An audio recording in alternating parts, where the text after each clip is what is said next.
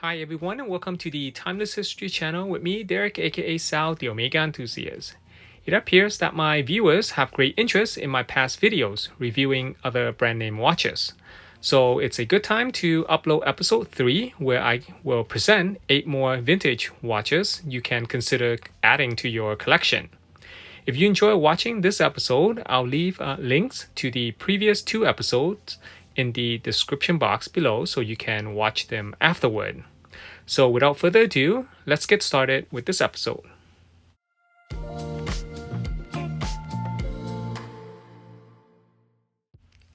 As I previously mentioned, a nice vintage watch can be something other than a Rolex, Patek, Omega, or Cartier. Following trends may bring joy to your watch collection, but this is not always true. If you're not a watch dealer, it is best to collect what you genuinely love, and you will appreciate what you own much more.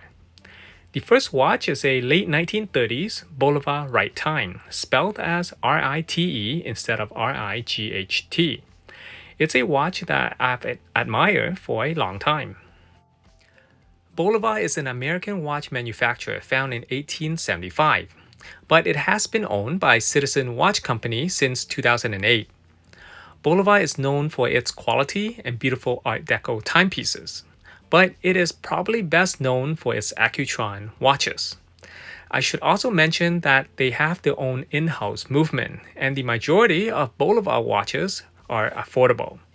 I really like this piece, acute angle case, which makes it quite unique. It is a light-weighted watch, and you can't barely feel it on your wrist when you put it on. The 10K gold-plated case measures 23.8 millimeters across, excluding the crown, by 39 millimeters from lug to lug. The case thickness is 9.3 millimeters, and the lug width is 17 millimeters. A simple manual wind watch powered by a Bulova caliber 8AE 17 jewel movement. The second piece is quite special, and I assume most people do not know about its existence. It is a perfect watch for someone who finds a Rolex too expensive.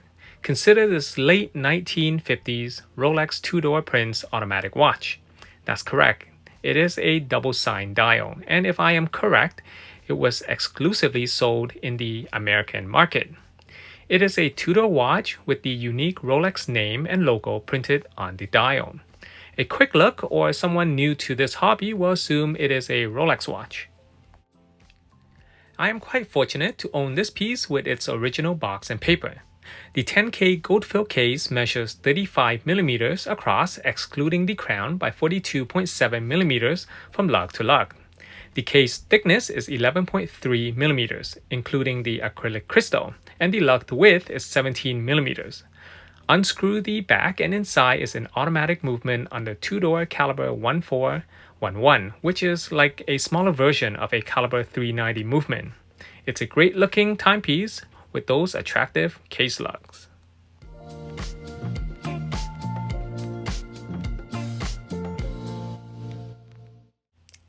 If you are a fan of a Patek Philippe 565 reference but on a low budget, you'll love watch number 3, a 1950s vintage Doxa watch known as the Poor Man Patek 565.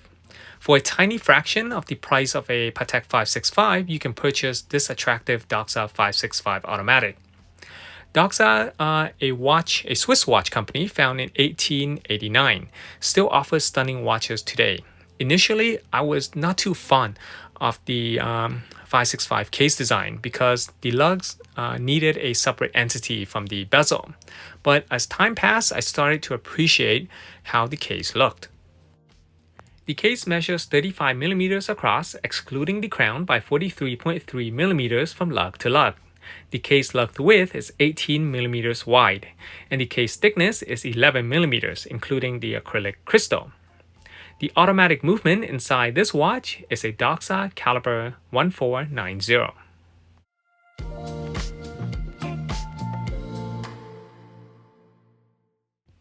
So aside from collecting vintage Omega watches, I also like Longines.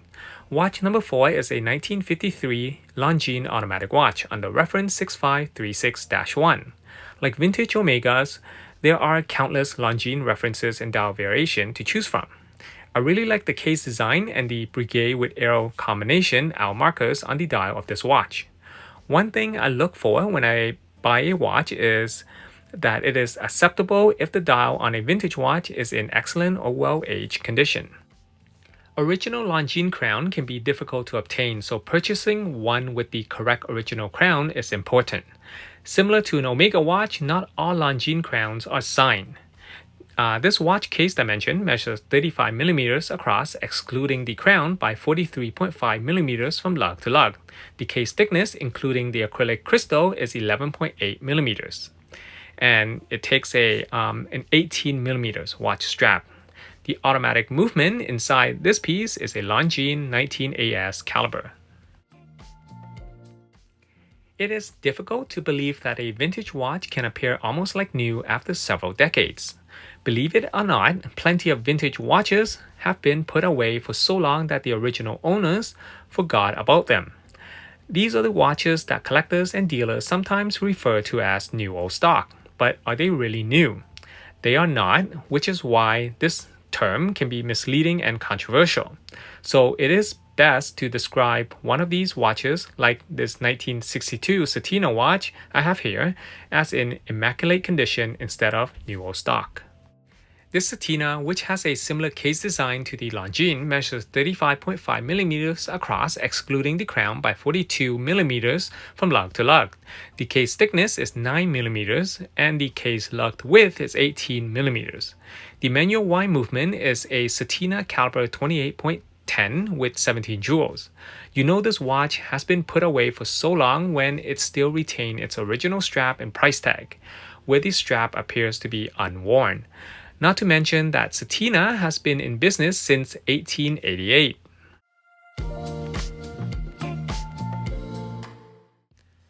Some of the best timepieces from the 19th and 20th centuries are made in the United States, including one of the biggest American watch manufacturer brands, Elgin, found in 1864 in Illinois.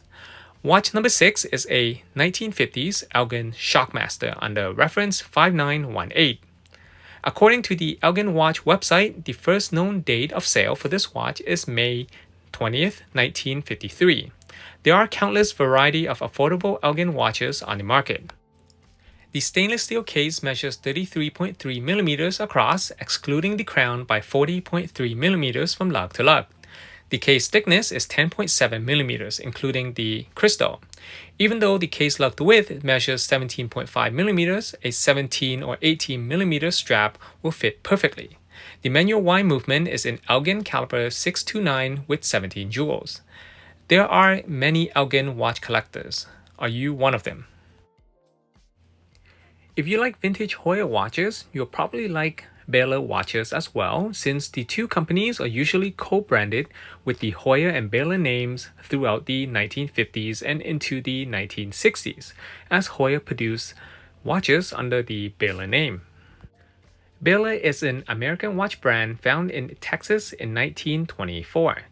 I bought and sold a few Baylor Chronograph over the years, but this piece is probably my favorite with the uniquely aged tropical dial. Aside from its stunningly attractive dial, the two tiny pushers are quite an interesting feature. Baylor watches are less expensive than an actual Hoya watch, which is why they are sometimes called the poor man's Hoya. The case reference is 1063, measuring 35.5mm across, excluding the crown, by 39mm from lug to lug. The case thickness is 12mm, including the acrylic crystal, and it carries a 19mm strap.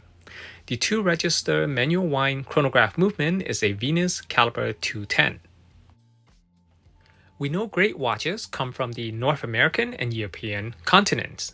However, the Asian continent also produces exceptional watches, such as the Seiko brand from Japan, found in 1881. While Grand Seiko and King Seiko are some of the best watches, I would like to share a simpler and more affordable Seiko, known as the Seiko Sea Horse, under reference 7625-8020, where this piece dates to August 1965. With the proper service job, most vintage watches can be worn as daily watches. The cases of many vintage watches are very well made. They will outlast many modern-day designer brand watches. This Seiko case measures 35.5 millimeters across by 42.6 millimeters from lug to lug. The case thickness is 11.6 millimeters, including the crystal, and the case lug width measures 19 millimeters. The automatic movement with the date feature is a Seiko caliber 7625 with 17 jewels. Thank you for watching this video. As always, I hope you have learned something new. Comment below your favorite piece in this video and share a watch brand you own or liked, as it may get features in a future episode. If you enjoy learning more about vintage watches and content like this, consider subscribing to this channel. You can always support my work on Patreon. That's the end of this video, and I look forward to seeing you in the following video.